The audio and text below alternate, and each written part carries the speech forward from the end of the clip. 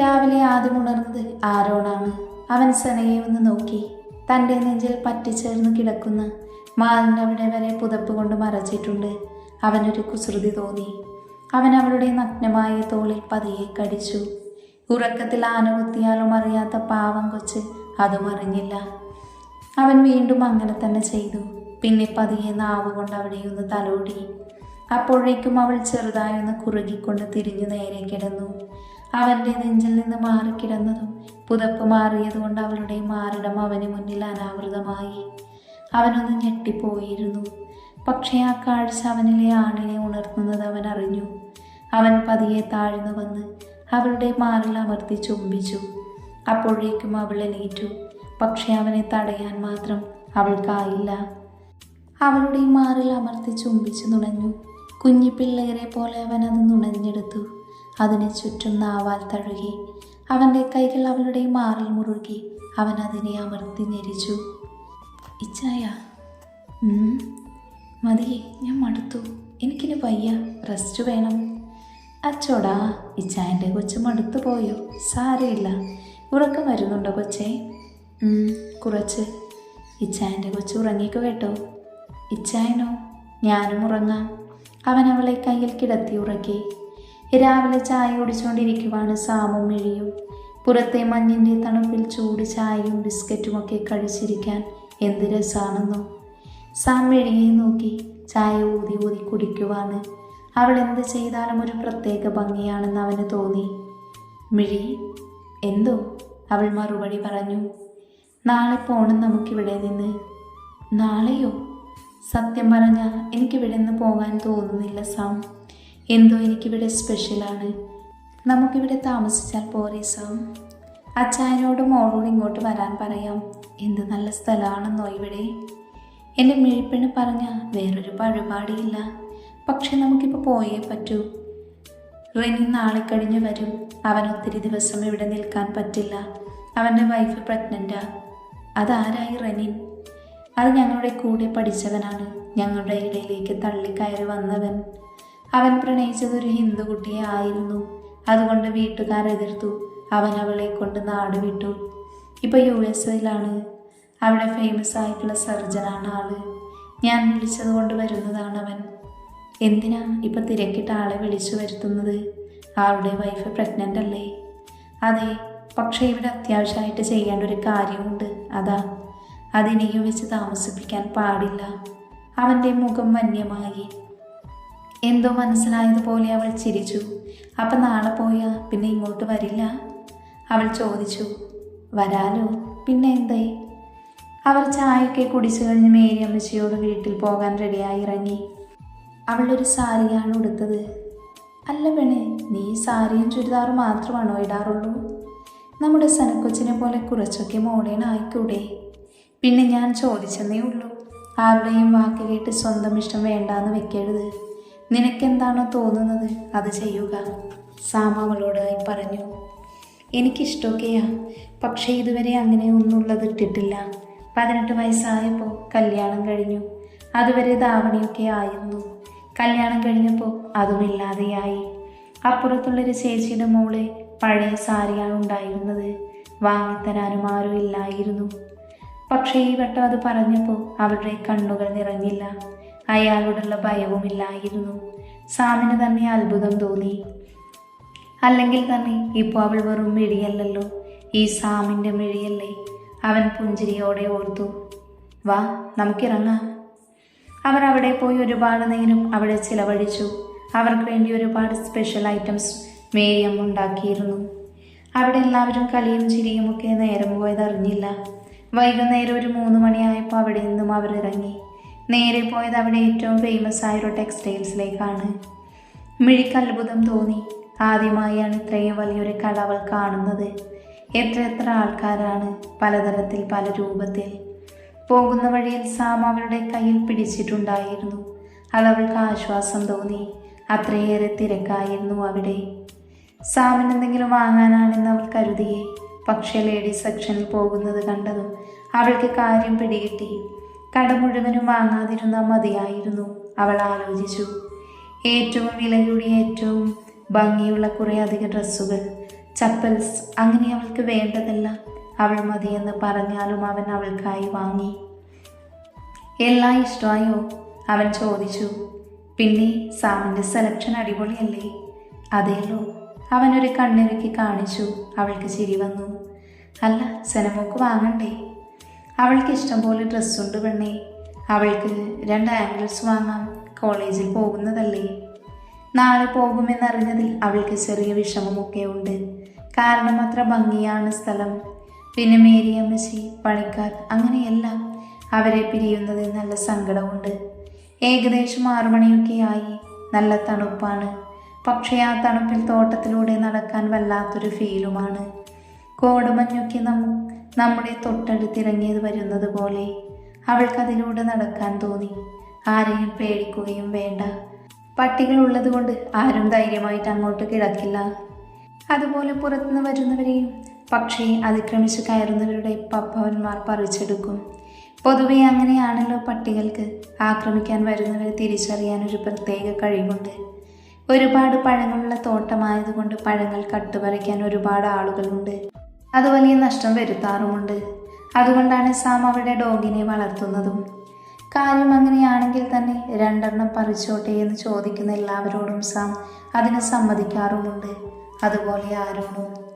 മിഴിപതിയെ ആ മഞ്ഞിലേക്ക് ഇറങ്ങി നടന്നു. സാം കുളിക്കാൻ കയറിയതുമാണ്.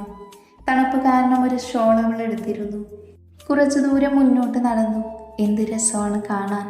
മിഴിപ്പെണ്ണെ, സാമിൻ്റെ വിളി കേട്ട് അവൾ തിരിഞ്ഞു നോക്കി. ആഹാ, എന്നെ ഒറ്റയ്ക്കാക്കി പോന്നോ?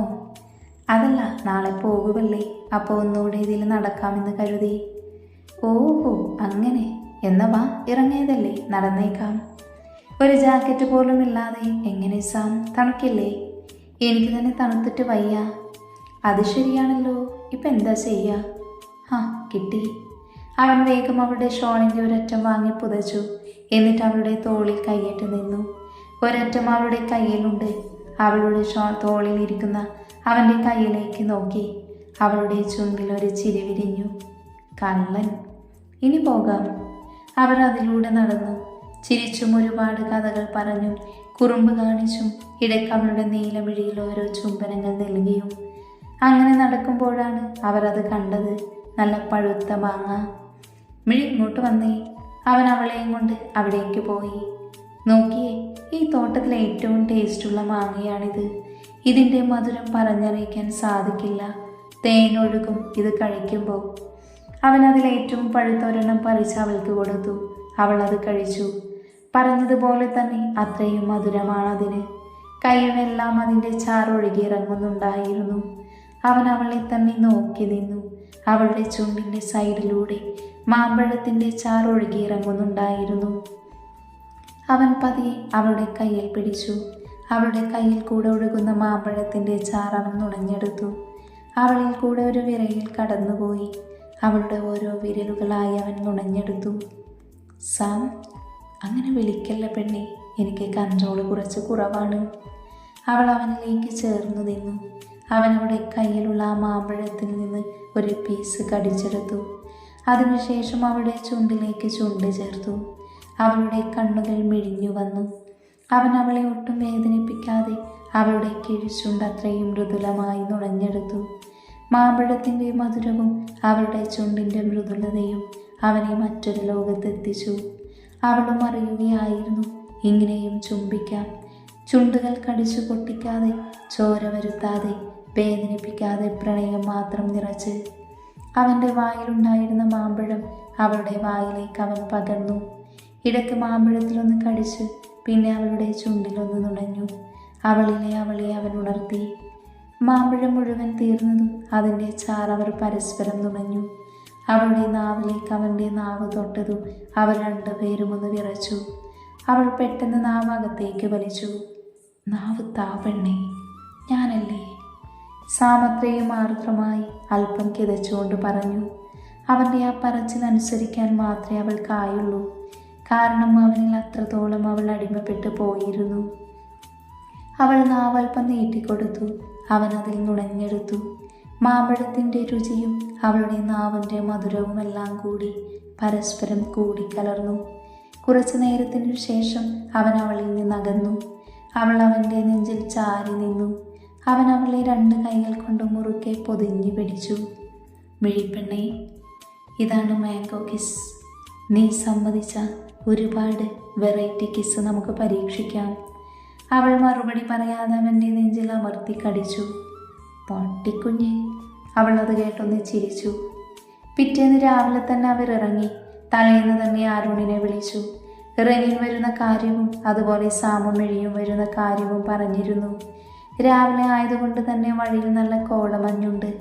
നിറയെ വളവുകളുള്ള റോഡ്, നല്ല ഭംഗിയുള്ള കാഴ്ചകൾ. കാണുമ്പോൾ അവർ വണ്ടി നിർത്തി അത് ആസ്വദിച്ചാണ് പോകുന്നത്. കുറേ ദൂരം കഴിഞ്ഞതും പെട്ടെന്ന് മിഴി പറഞ്ഞു, സാമി, വണ്ടി നിർത്തിയേ, എനിക്കത് വേണം പ്ലീസ്. എന്താടാ? ദേ അത് വാങ്ങിത്തരുമോ പ്ലീസ്? അവനൊരു കുസൃതി തോന്നി. തരാലോ, എൻ്റെ പെണ്ണ് ആദ്യമായി വാങ്ങിത്തരാൻ പറഞ്ഞതല്ലേ. പക്ഷേ എനിക്കൊരു ഉമ്മ തരണം. അയ്യോ തരാം, ആദ്യം വാങ്ങിത്താ. അയ്യടാ, നീ നിൻ്റെ ആങ്ങള ആരോണിനെ പോലെ തന്നെയാണ്. കാര്യം നടന്നു കഴിഞ്ഞാൽ പിന്നെ നോ മൈൻഡ്. ദേ അച്ചായനെ പറഞ്ഞാലുണ്ടല്ലോ, എൻ്റെ അച്ചായൻ പാവല്ല, പാവയ്ക്ക് അവൻ.